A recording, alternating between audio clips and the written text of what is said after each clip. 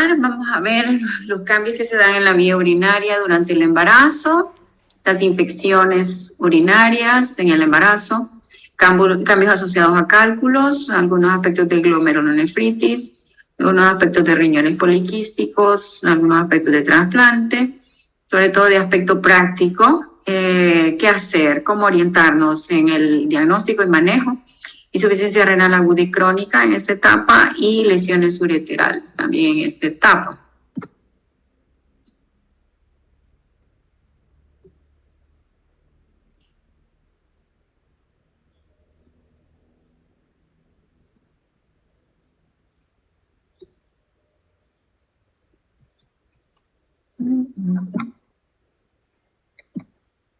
Muy bien, entonces recordando algunos de los cambios, algunos conceptos ya se han estudiado en algún momento de la carrera y ahorita vamos a aplicar algunos de esos cambios en esta etapa del gestante.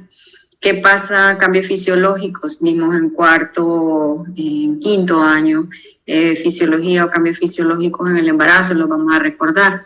Entonces vemos que los riñones aumentan de 1 a 1.5 centímetros de superficie volumen, 30%, ocurre dilatación desde la semana 6 y esto aumenta durante todo el periodo gestacional.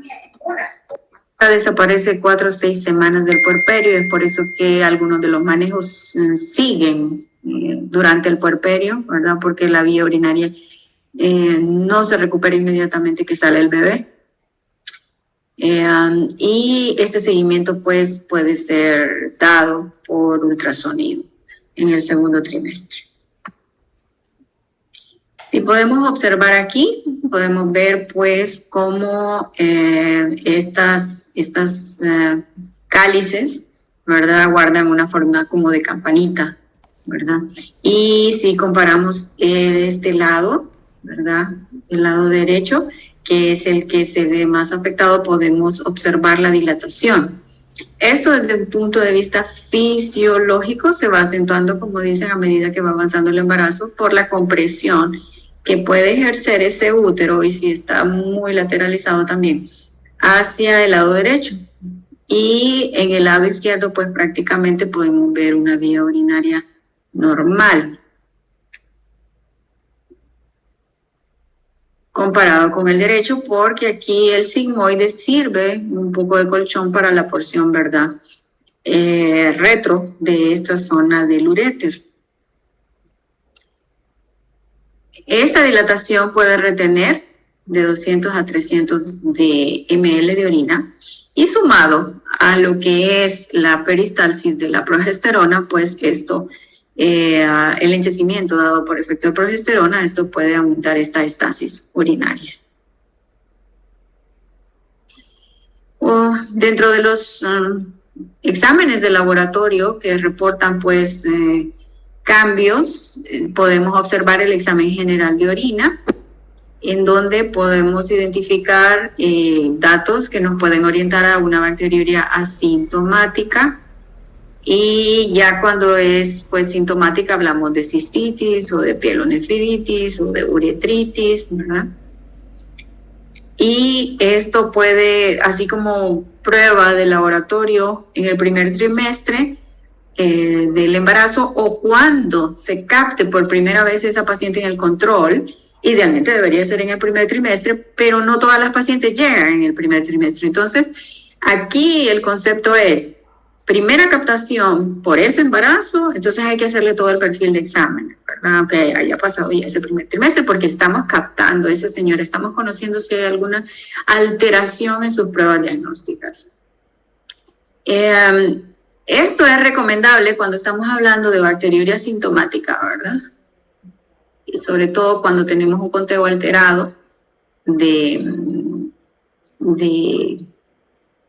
crecimiento de bacterias en un urocultivo sin síntomas, entonces esta paciente va a necesitar pues manejo antibiótico. Si se trata de una infección urinaria de diagnóstico de primera vez o sin patología de la vía urinaria, pues puede iniciarse un tratamiento empírico en base a los gérmenes que atacan más este tipo de vía, ¿verdad? Que son los enteropatógenos. Entonces vamos a encontrar que generalmente puede haber un pH alcalino, ¿verdad? Puede darse eso en la embarazada. Podemos tener esta densidad y podemos tener leucocituria. Sin embargo, este valor de leucocituria idealmente debe de ser menor de 20 leucocitos por campo. Ya cuando tenemos esos mayor de 20 leucocitos por campo, muy posiblemente estamos ante una alteración asociada a bacteria que debe de descartarse con urocultivo. Pero en todo caso, sí nos está hablando de una inflamación. Acuérdense que la cistitis puede ser asociada o no a bacteria, ¿verdad? Entonces el cultivo nos permite definir si hay una bacteria a tratar. Hay cultivos especiales para hongo que tardan hasta un mes en algunos laboratorios en ser aislados. Y este tipo, pues, de hasta Mycobacterium tuberculosis, ¿verdad? Algunos pacientes pueden tener este tipo de infección en la vía urinaria, pero son los casos más raros. Entonces hay cultivos especiales, pero en general el cultivo que más empleamos y buscamos en la pesquisa de datos asociados a sospecha de infección es el cultivo por bacteria. Entonces definimos como la infección del tracto urinario como una de las complicaciones médicas más frecuentes del embarazo y que puede llevar a un incremento significativo en la morbilidad tanto materna como fetal. Decíamos que el 90% de estos gérmenes están asociados más a Escherichia coli y que factores que favorecen estas infecciones en esta etapa, pues es el estancamiento de esta orina y también la debilidad que puede haber en las valvas ureterovesicales, ¿verdad? Entonces esto puede favorecer el reflujo. Acuérdense que la orina tiene un flujo anterógrado, ¿verdad? Viene desde los riñoncitos, uréter, vejiga. Y flujo retrógrado estábamos diciendo que se regresa de vejiga a uréter hasta llegar a pelvis. Entonces, esto puede predisponer a las infecciones urinarias, ¿verdad? Algunas pacientes con trastornos metabólicos tipo diabéticas, pues obviamente van a tener mayor susceptibilidad a este tipo de fenómenos. Doctora, fíjese que algunos compañeros dicen que están en lista de espera. No sé si los puede aceptar. Vamos a seguir. Entonces, infección urinaria en el puerperio. Hay varios factores de riesgo que predisponen a una mujer con infección urinaria en esta etapa, como les decía. Uno de ellos es que la vía urinaria está pues todavía con los cambios morfológicos que definimos, ¿verdad? También otro fenómeno es que el parto, como decía, el trauma que ocasiona el parto puede disminuir la sensibilidad a lo que significan sensaciones vesicales. Las sensaciones vesicales van desde el primer deseo, segundo deseo, tercer deseo y deseo inminente. Significa que, pero eso es variable de acuerdo a las condiciones de cada uno de nosotros. O sea que en algunas mujeres puede haber una sensibilidad aumentada a un pequeño volumen, y en otras mujeres puede tener una capacidad vesical tan aumentada que no sienta deseo de orinar. Entonces, parte de la tarea diagnóstica es poder diferenciar si esa señora está con un patrón vesical normal en cuanto a sus hábitos. Entonces, la percepción vesical también puede disminuir por las ausencias, ¿verdad?, causadas por lo que fue la herida de episiotomía, laceraciones durante el parto, ¿verdad?, por hematomas que puede haber. Y esto puede empeorar como que la gana, o sea, el sentir o el percibir que esa vejiga ya llegó a su máxima capacidad y que necesita vaciarse. Entonces muchas de ellas pueden entrar en una retención urinaria aguda y ser necesario a veces hasta el sondeo. Recomendación: vigilar durante su trabajo de parto, porque nos va a tocar cuidar a esta señora durante esos periodos en las unidades de labor y parto. Vigilar cuánto líquido está bebiendo esa señora y cuánto tiempo ha ido durante ese proceso, que a veces puede ser de 8, 14, 24 horas, ¿verdad? Exagerado. En algunos casos, sobre todo si fueron inducciones que no han ido a descanso, esa frecuencia de orinar.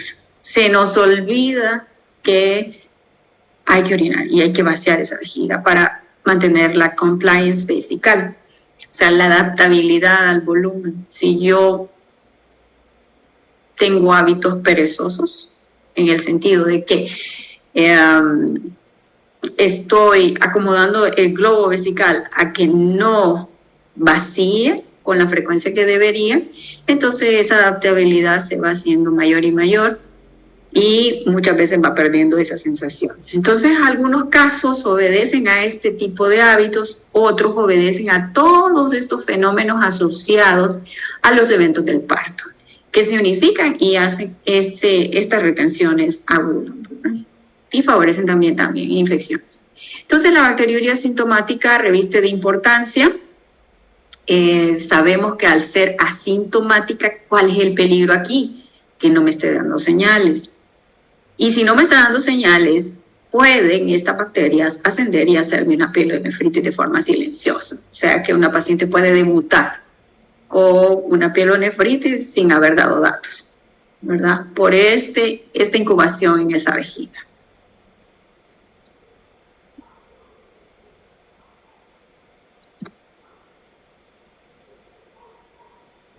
Entonces sabemos que la prueba de oro es... aquí es 100.000, 10 a la 5, 100.000 unidades formadoras de colonia para poder decir que el cultivo es positivo y si no hay síntomas, catalogarlo como una bacteriuria asintomática.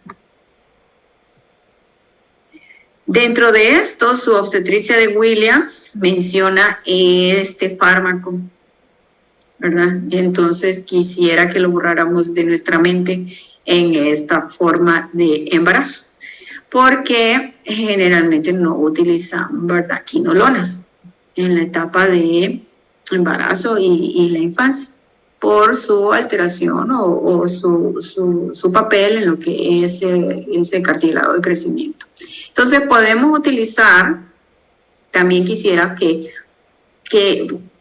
¿por qué traigo esto? Porque ¿cuáles son las recomendaciones? No utilizamos generalmente una sola dosis ni dosis de 3 días. Utilizamos esquemas de 7 a 10 días, aunque sea una bacteriuria asintomática. Y eso también lo pueden revisar en las normas nacionales de atención materna y neonatal. Luego, la otra recomendación es que definamos de las familias de antibióticos cuál vamos a usar. Si vamos a usar familias de penicilinas, como amoxia, amoxiclavulánico, ampicilina, que no tenemos tanto aislada sola, sino que generalmente combinada. Podría ser sola en forma de suspensión, pero tendríamos que dar muchas cucharadas para llegar a la dosis a esa señora. Entonces, generalmente utilizamos amoxi de las familias de las penicilinas, utilizamos cefalexina, cefadroxilo en las familias de las cefalosporinas. Sí utilizamos nitrofurantoína en presentaciones de 100 miligramos, lo que hay en el comercio nacional. Podemos utilizar trimetoprim. Habría que valorar qué dosis de trimetoprim, ¿verdad? Hace 850 miligramos para el trimetoprim o hasta 1 gramo para el trimetoprim. Y así poder definir si lo vamos a dar cada 8 horas o cada 12. Y de aquí... prácticamente los esquemas pueden ser, por ejemplo, para nitrofurantoína de 100 miligramos cada 6 o de 100 miligramos cada 12 en menor días. Aquí estamos hablando puede ser de 7 a 10 días.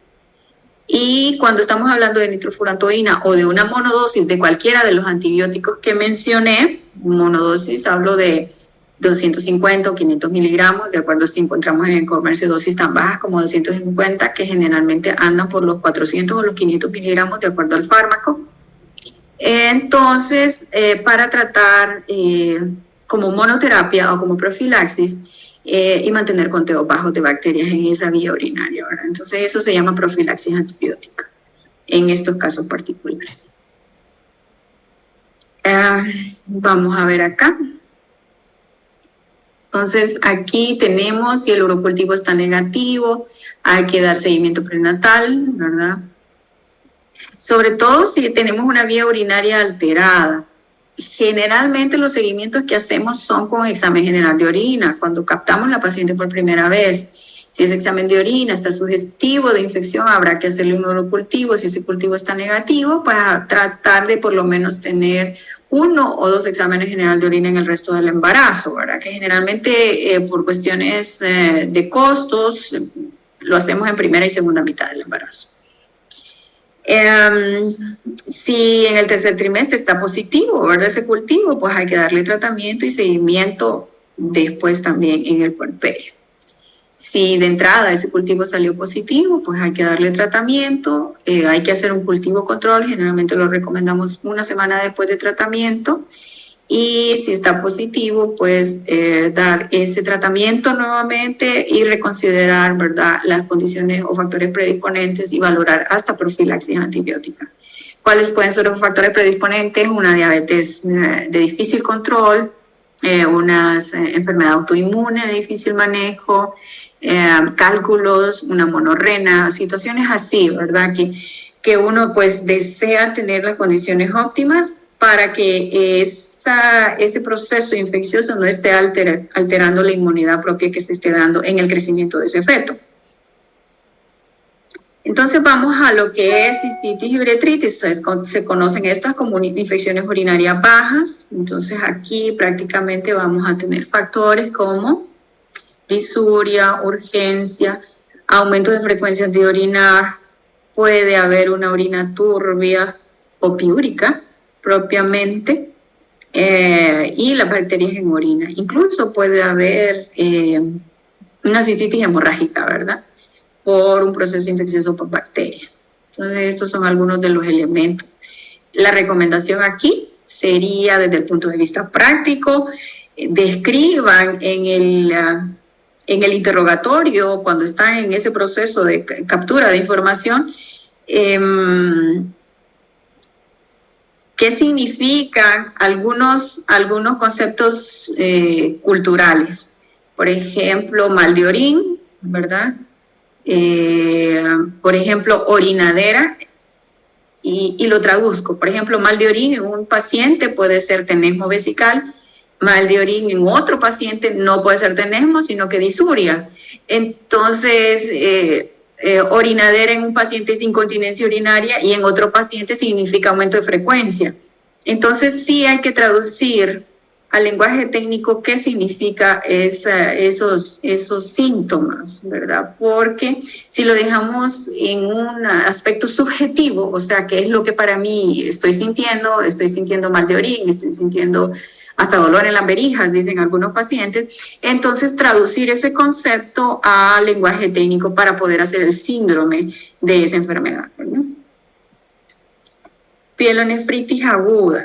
En este concepto, pues entonces tenemos la infección urinaria, ¿verdad?, médica más grave frecuente durante el embarazo. Esto, miren los fenómenos, causa hospitalización, y generalmente puede, si no es captada a tiempo y manejada a tiempo, puede llegar a un choque séptico de foco de entrada urinario. ¿Qué es lo más característico aquí? Pues que es, miren, un 50% unilateral. ¿Y de dónde dijimos que iba a ser? Del lado derecho de predominio. Solamente un 25% es unilateral. Es muy frecuente encontrarlos en las niñas o en las mujeres que no han tenido bebés, en las nulíparas, y que se dé un fenómeno de edad temprana. O sea, estas son muchas características que podemos encontrar como ejemplos en la sala de patológico, ¿verdad? Es en donde vemos esas hospitalizaciones. Entonces, como les decía, inicio súbito. ¿Por qué? Porque muy posiblemente tenía una bacteriuria asintomática. Puede, esta característica de la fiebre en picos, así como vemos en el libro de Suroso, en los libros de semiología, que es una fiebre en pico, ¿verdad?, aquello que llega altísimo, 40-41 y baja a 36. Así sucesivamente lo podemos ver en los expedientes de estos pacientes, sensación de calofrío, dolor sordo en la zona lumbar, pérdida del apetito y vómitos también, ¿verdad? Entonces tenemos factores de pérdida que pueden llevar a un desequilibrio hidroelectrolítico, ¿verdad? Pérdidas insensibles por fiebre, por no tolerancia en la vía oral. Entonces, en el diagnóstico diferencial, ¿qué puede pasar? Pues, algunas veces algunos fenómenos asociados sobre todo en la zona baja pélvica pueden estar semejando un inicio de trabajo de parto, Puede haber también datos de una corionitis subclínica que puedan simular una infección en la orina. Puede estarse tratando de un apéndice o un desprendimiento prematuro de placenta. Por eso es importante no centrarnos únicamente en aspectos puramente de la vía urinaria, sino que ir más allá y examinar completamente al paciente, ¿verdad? La dinámica de la actividad uterina es trascendental, ¿verdad? Para ver si está o no asociada al proceso a desencadenar trabajo de parto prematuro. El otro aspecto importante también, y sobre todo cuando ahorita estamos en una pandemia por COVID, es el aspecto de que estas infecciones también pueden dar síntomas respiratorios. Entonces puede ver, ¿verdad?, desde un edema agudo pulmón hasta distrés respiratorio. Recientemente, en este año, se tuvo una paciente que a muy temprana edad, semana de gestación, empezó con una infección urinaria tipo pielonefritis que hizo una serie de características del libro. Y entre ellos hizo un síndrome de distrés respiratorio del adulto. Se le descartó COVID, ¿verdad? Todo su perfil salió normal. Pero sí, su vía urinaria estaba complicada en ese momento con una pielonefritis. ¿Cuáles son las piedras angulares? Pues estas pacientes generalmente van a necesitar hospitalización, un perfil de exámenes de laboratorio, van a necesitar medir el gasto urinario con una sonda. Obviamente la terapia antibiótica vía parenteral, vía intravenosa. Aquí la recomendación es, antes de iniciar antibióticos, tomar muestras de exámenes para poder valorar. Recuérdense que los cultivos toman generalmente 72 horas en ser reportados. Obtener también lo que les decía, la radiografía de tórax, exámenes de seguimiento, ¿verdad?, de 48 a 72 horas, y obviamente pues clínicamente valorar cómo va la evolución del paciente, porque inicialmente hacemos tratamiento de forma empírica, de forma a que son los gérmenes más frecuentes, y si no hay esa respuesta, pues vamos al resultado de serocultivo para modificar tratamiento si nos da chance de eso. Obviamente si la paciente se va deteriorando más tempranamente, vamos a tener que hacer acciones más tempranas antes de esos resultados. Entonces aquí vamos, el tratamiento suele ser empírico, podemos utilizar ampicilina y ve que sí hay. Los aminoglucósidos es otra recomendación, no los utilizamos como antibióticos de primera línea.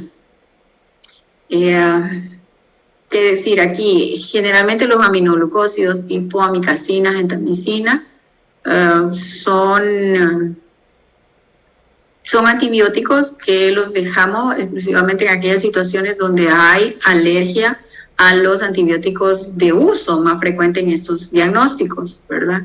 Entonces ahí pues hacemos uso de ellos pues para una dosis terapéutica.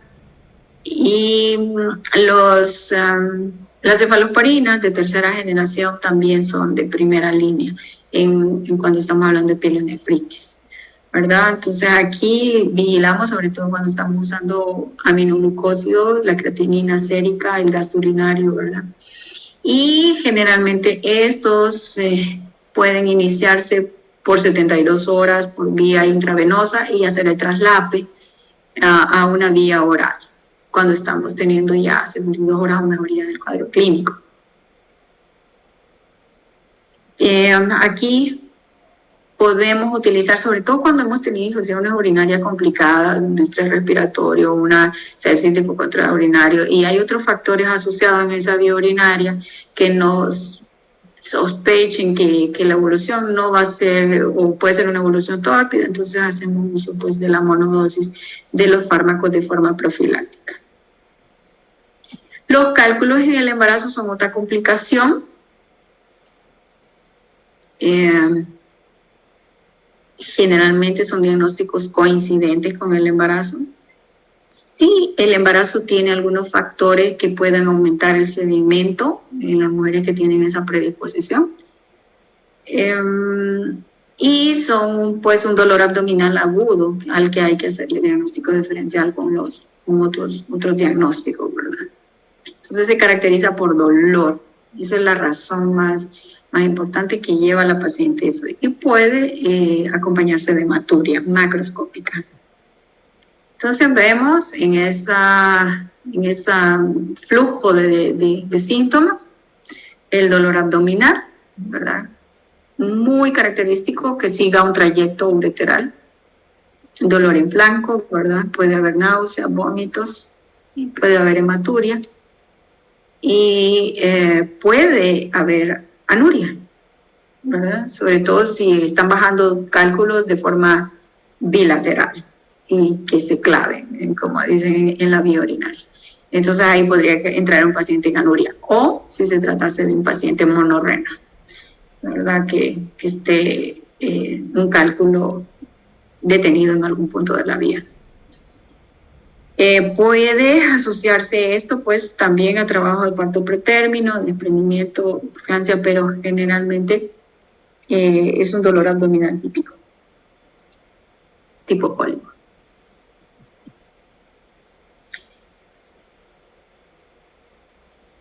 ¿Cuáles son los puntos más frecuentes de cólico por impacto de cálculos o que se detienen esos cálculos en esa vía urinaria? Uno, el tercio superior de la unión pielo-ureteral, o mejor dicho, la unión pielo-ureteral, la unión vésico-ureteral y el tercio inferior del uréter. ¿Qué otro punto importante a tener en consideración? Generalmente cálculos de 8 milímetros pueden ser hasta de 5 a 8 milímetros, pues uno tiene la esperanza de que sí vaya a ser expulsado un 80% de forma espontánea. Cálculos de mayor tamaño generalmente van a necesitar pues una permeabilización de la vía, como la vemos aquí, con un catéter que se llama catéter de doble cola o pigtail. Bueno, entonces,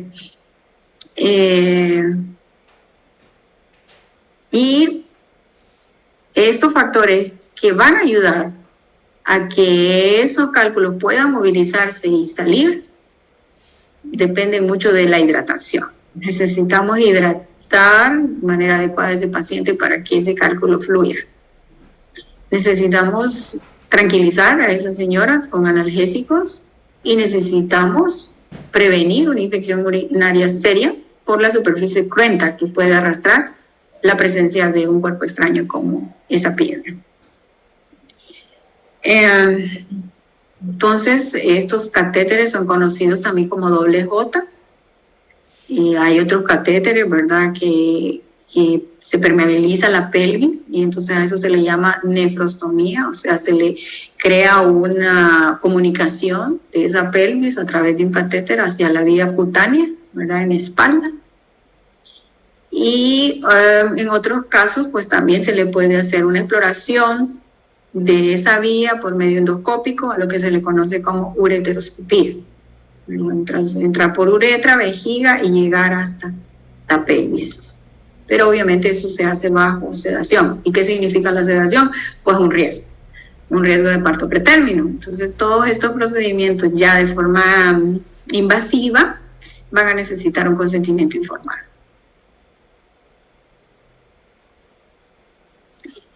Otro de los aspectos que también genera retos en cuanto al abordaje de estas pacientes estando embarazadas son los procesos de glomerulonefritis, ¿verdad? Esas hematurias microscópicas, esas elevaciones de algunos elementos de la sangre, puede haber también elevación de la presión arterial. Entonces, esas uniones de síntomas y signos pues, van a ir dando orientación a la necesidad o no de una biopsia renal. Entonces, dentro de las glomerulopatías tenemos al síndrome nefrítico agudo. ¿Qué es lo que caracteriza al nefrítico agudo? Pues la hematuria, la proteinuria, el edema e hipertensión, pero un edema menos acentuado que en el nefrótico, ¿verdad? Y sí una situación de hipertensión arterial, que habría que hacer diagnóstico diferencial. ¿Con qué? Con preeclampsia, luego de las 20 semanas de embarazo. Si nos lo ponen antes de las 20 semanas, un tanto pensar en una hipertensión crónica o más una hipertensión gestacional, ¿verdad? Que pensar ya después de las 20 semanas vamos pensando en un proceso de preeclampsia. ¿Cuáles las causas que pueden estar asociados? Pues sobre todo proceso aquí en el nefrítico agudo, pues tenemos aquí la causa más frecuente y lo pueden encontrar en su libro de Williams, es infección postestreptocócica. De ahí entonces están otras enfermedades autoinmunes, ¿verdad? Enfermedad de membrana basal glomerular, nefropatía por IgA, pero si ponemos como pregunta ¿cuál es la causa más frecuente? Es la infección postestreptocócica. O sea que una paciente después de una infección postestreptocócica puede terminar en un síndrome nefrítico agudo, imagínense.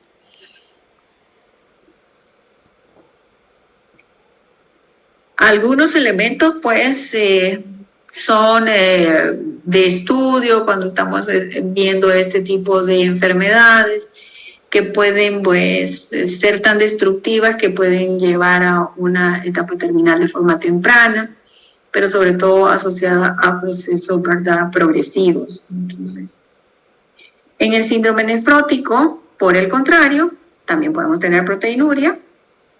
Aquí sí una proteinuria masiva, no tan característica de una preeclampsia. Tenemos mayores de 20 semanas, tendríamos que hacer diagnóstico diferencial si hay un poco de alteraciones en la presión, pero las proteinurias en estos casos son masivas, ¿verdad? Mayores de 5 gramos. Hipoalbuminuria, dislipidemia, hiperlipemia, ¿verdad? Y un edema importante. Entonces, ¿cuáles aquí son los elementos más frecuentes asociados a estos eventos? Lesiones inmunitarias y procesos metabólicos. O sea que si vamos a la consulta externa que está acudiendo a nuestro hospital de embarazadas, la diabetes, tanto gestacional como preexistente mellitus, son diagnósticos frecuentes. O sea que sí podemos encontrar en algunos casos síndromes de este tipo, ¿verdad?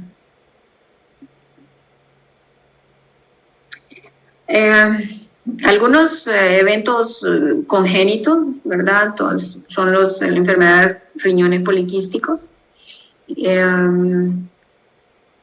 Generalmente son diagnósticos coincidentes, donde la mujer se fue y se hizo un ultrasonido por alguna causa, o el ultrasonografista quiso ver cómo estaban sus riñones y de repente pues encontró una imagen de múltiples quistes. Algunos de ellos pues no están alterando tanto su parénquima o están en una etapa temprana de enfermedad.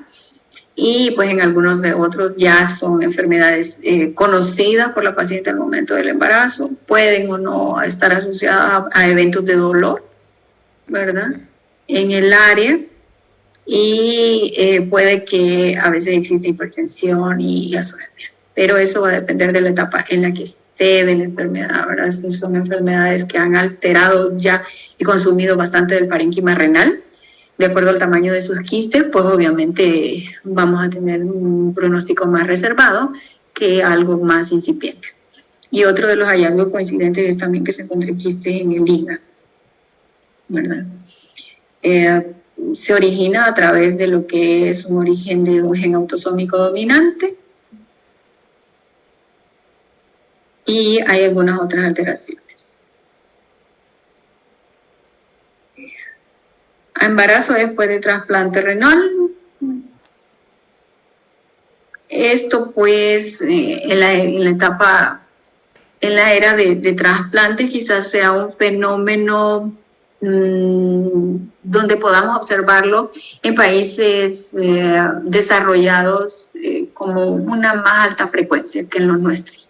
Pero sí se están viendo que algunas de estas mujeres se están embarazando, pero muchas de ellas pues van a estar asociadas a fenómenos de hipertensión, ¿verdad?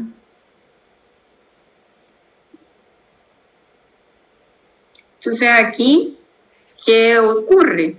Que generalmente una persona trasplantada pues está tomando medicamentos inmunosupresores y al estar paciente en proceso de embarazo, pues puede haber malformaciones asociadas a estos inmunosupresores, ¿verdad? Entonces, no es del todo pues recomendable este tipo de fenómenos. ¿Qué vamos a decir acá en cuanto a enfermedad renal aguda y crónica, insuficiencia renal aguda y crónica? Sí, la podemos encontrar con bastante frecuencia en nuestra población que asiste al hospital. ¿Por qué?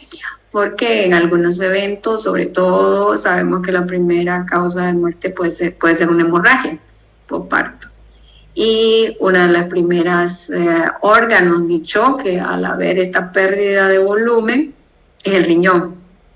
Y entonces el riñón, de acuerdo a qué tan rápido estemos identificando ese problema, entonces vamos a poder encontrar o no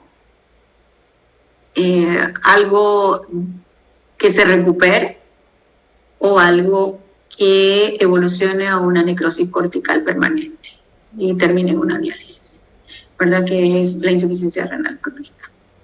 Entonces, si nos vamos a los eventos asociados a este tipo de fenómenos, insuficiencia renal aguda, vamos a catalogar las pérdidas como las causas más frecuentes en el embarazo. Y estoy hablando de pérdidas sobre todo de volumen, aunque los desequilibrios hidroelectrolíticos también pueden estar presentes en este tipo de situación. Si nos vamos a qué parte está afectando como causa, como volumen como situación propia que se esté dando en el riñón o como situación post-riñón, sabemos que las causas asociadas a insuficiencia renal aguda generalmente tienen que ver con precarga. Entonces, lo que significan las hemorragias y los desequilibrios hidroelectrolíticos son los que ponen más rápidamente precario la salud de ese riñón. Entonces, aquí podemos tener las hemorragias graves como elemento más importante. ¿Qué debemos de hacer? Pues valorar la producción el valor de la creatinina sérica expresada, ¿verdad? Generalmente en miligramos por decilitro. Y recordar que uno de los elementos que está ocurriendo en esta etapa de la embarazada es que la creatinina sérica disminuye. Y esta es otra recomendación. Cuando estamos interpretando exámenes de laboratorio, la máquina produce el valor o interpreta el valor de la muestra, ¿verdad? Y lo automatizan y da un resultado. Y la impresora de resultados a ese valor le pone a la par un rango, de lo menor a lo mayor, ¿verdad? En ese rango, ese dato puede estar normal. ¿Qué sucede en algunas poblaciones? Por ejemplo, los ancianos, por ejemplo, los niños, por ejemplo, las embarazadas. La máquina no discrimina, a menos que esté programada, ¿verdad? En algunas unidades de laboratorio para definir el valor de la embarazada es tanto. Entonces, generalmente en nuestros hospitales el valor no está discriminado en la condición de embarazo. Y pueden aparecer muchos asteriscos en los resultados de esos exámenes. Y puede generarle problemas al médico eso. Porque viene el paciente, recoge su examen y ve que hay un montón de asteriscos. Pero él no es médico y entonces él no puede discriminar si ese asterisco, él lo está viendo como anormal, ¿verdad? Porque se sale de un rango. Pero en la embarazada sabemos que la creatinina disminuye y muy posiblemente sea tirada como asterisco por la máquina, ¿verdad? Y fuera de rango. Pero nosotros como médicos debemos de interpretar y conocer los valores en la embarazada, los valores en niños, los valores en la menopáusica y una serie de cosas, ¿verdad? Con la que nos vamos familiarizando en la carrera. Entonces eso es un punto importante.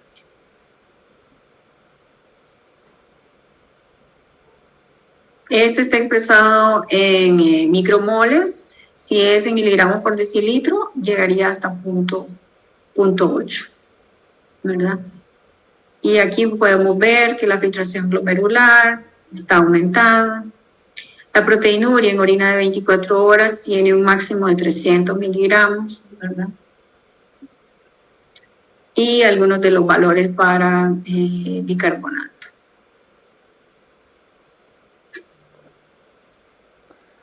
Entonces, en el primer trimestre, ¿cuáles serían el origen de estas pérdidas para una insuficiencia renal aguda? Pues puede ser un evento de pérdida por aborto, una hemorragia por aborto. En el tercer trimestre, pues hemorragia peri o posparto. Algunos datos, ¿verdad?, de un síndrome de Gell, una preeclampsia grave, pueden pues llevar a este tipo de fenómenos intravasculares.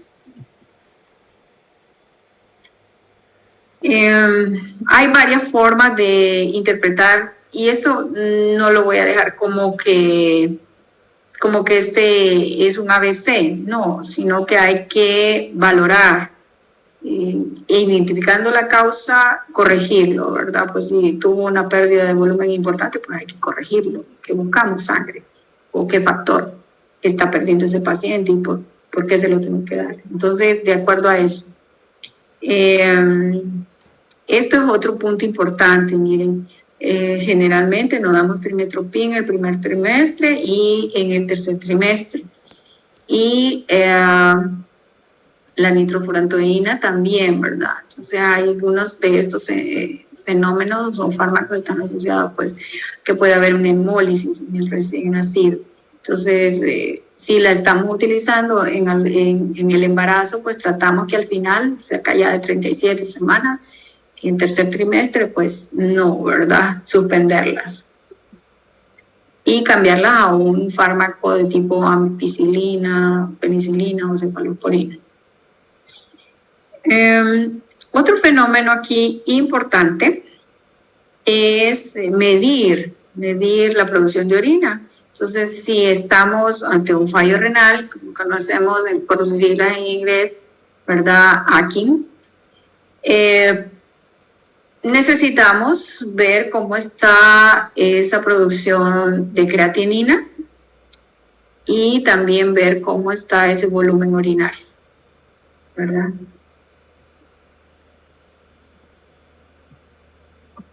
Algunas de las fórmulas con las que pueden ustedes estimar un índice de aclaramiento de creatinina, pues existen en aplicaciones donde existen diferentes fórmulas.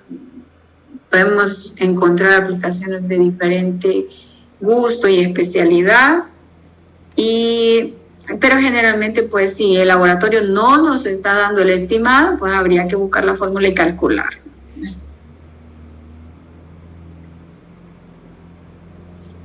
Entonces, alguien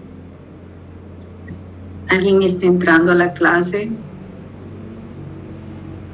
a las 2:19.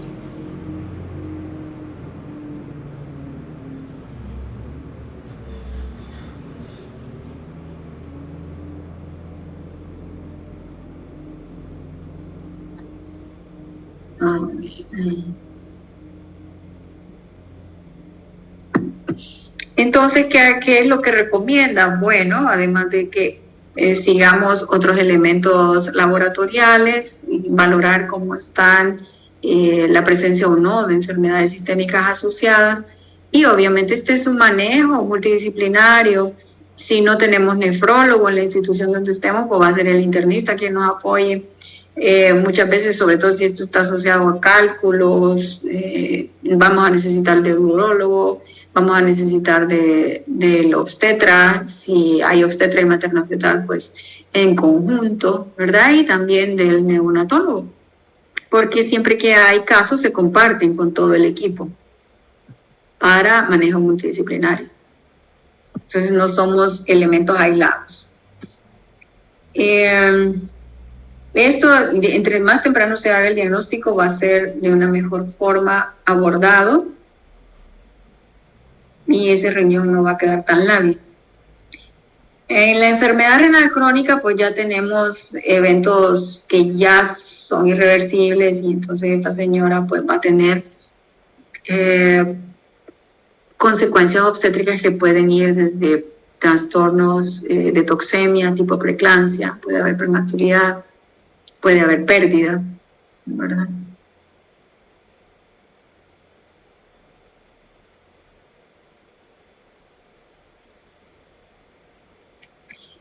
Fenómenos autoinmunes como se van activaciones de procesos lúpicos también pueden ser rápidamente progresivos en esta etapa y deteriorar la vida urinaria.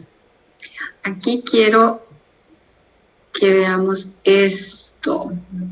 A veces estas pacientes pueden salir embarazadas a pesar de que generalmente la insuficiencia renal crónica afecte estos procesos, ¿verdad?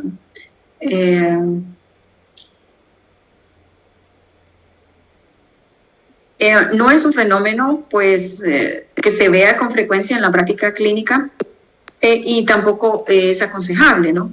Sin embargo, hay valores o una consejería preconcepcional que permite al que está, a la pareja, tomar las decisiones de si proceder o no con un embarazo planificado. Y eso va a depender mucho del valor de la creatinina sérica, ¿verdad?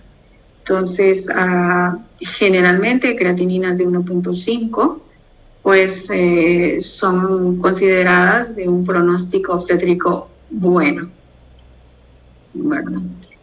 Sin embargo, ya creatininas mayores de 3, 2.8 a 3, pues ya se consideran como un pronóstico muy al azar, donde te puede ir bien o te puede ir mal, no podemos predecir qué puede pasar, ¿verdad? Por todas las complicaciones asociadas. Otro tema que se puede presentar en la vía urinaria baja como coincidente, no es que el embarazo lo generó, sino que al ser la mujer más frecuentemente examinada, puede encontrarse algunas alteraciones y uno de ellos podría ser la palpación de masas o de bultos en la zona vaginal suburetral. Entonces, los sacos o los debilitamientos de esa zona, de la mucosa, en la zona uretral se le conoce como divertículos uretrales. Aquí pueden ver ustedes, esta es la imagen con medio de contraste de lo que es la vejiga, este globito. Y aquí podemos ver ese saco. O sea, idealmente tendríamos que ver solo una zona lineal, que es la salida, ¿verdad?, de ese medio de contraste a través del uretra. Entonces no tendríamos que ver este fenómeno aquí de bolsa. Eso es una forma de analizarlo. Y clínicamente, pues lo que va a verse la paciente o palparse es un bulto. Esto puede presentarse desde jóvenes, o sea, no hay una edad para decirlo, ¿verdad? Generalmente son adquiridos y solamente un 10% restante pues son congénitos, ¿verdad?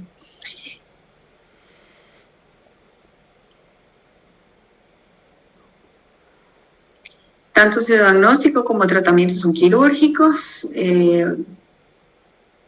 pero no en el embarazo. Hay que esperar a que finalice el embarazo del puerperio para poder darle abordaje, o sea, porque generalmente no se convierte en una emergencia. Como les digo, a veces son diagnósticos coincidentes, donde se había empezado a explorar a esa señora y se le empezó a diagnosticar eso, ¿verdad? Y otro de los fenómenos son que pueden también ser coincidentes o el parto provocar un escenario favorable para que ese epitelio se necrose y permita comunicaciones anormales son las fístulas. Las fístulas generalmente son comunicaciones, ¿verdad?, que van desde una zona de mayor presión hacia una de menor presión. Así adquieren su nombre también. Y pues el tener buenos hábitos durante este proceso de parto también son importantes. Las distocias obviamente pueden favorecer que se necrosen alguna porción de lo que es el tracto que comunica entre vagina, vejiga, vagina, útero, etc. Y aparecer estas comunicaciones, ¿verdad?, a lo largo de su evolución. Generalmente pues también son de resolución quirúrgica. Y puede que una paciente ya tenga su fístula y se embarace, ¿verdad?, y sea necesario pues los cuidados que puede favorecer una comunicación de este tipo, ¿verdad?, como infecciones urinarias más frecuentes y este tipo de cosas. pero no es que durante el embarazo se va a tratar quirúrgicamente estos problemas. Por eso es importante lo que les decía, cuiden a su paciente, vigilen cómo están los hábitos de su paciente durante ese proceso de labor de parto. Entonces, esto pueden asociarse a cirugías ginecológicas y existir, y luego embarazarse de la paciente y qué sé yo. Tener pues este tipo de manejos, generalmente son manejos de especialidad, por todo lo que puede conllevar, como factor favorecedor de infecciones, ¿verdad? Haber una comunicación anormal entre dos tejidos, dos vísceras.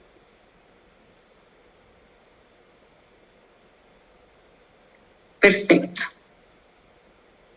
Bueno, chicos, hemos terminado esta parte de la presentación. ¿Están todavía ahí? Sí, doctora. Ok. Las patologías son muy variadas. Lo que tratamos es de que tengan una orientación en base a los primeros abordajes en este concepto, basado en los cambios que son fisiológicos en el embarazo, y poder de esta forma pues ayudarle de una forma adecuada a las pacientes que se presentan a nuestros servicios, ¿verdad? Entonces no es que vamos a tener aquel montón de señoras con glomerulopatías y el montón de señoras con preeclampsia y el montón de señoras con IT, no, pero sí se da. Son diagnósticos que se presentan en nuestra práctica diaria, y entendiendo por qué favorece esta etapa del embarazo estos diagnósticos, podemos pues derivar a las pacientes a un mejor manejo, ¿verdad?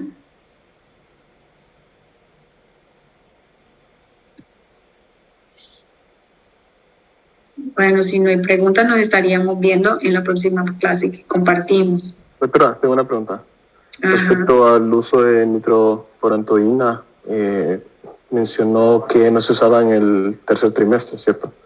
Sí. Entonces, el esquema de tratamiento que describe que se da por el resto del embarazo, entonces ya no se usa como prevención para bacterias.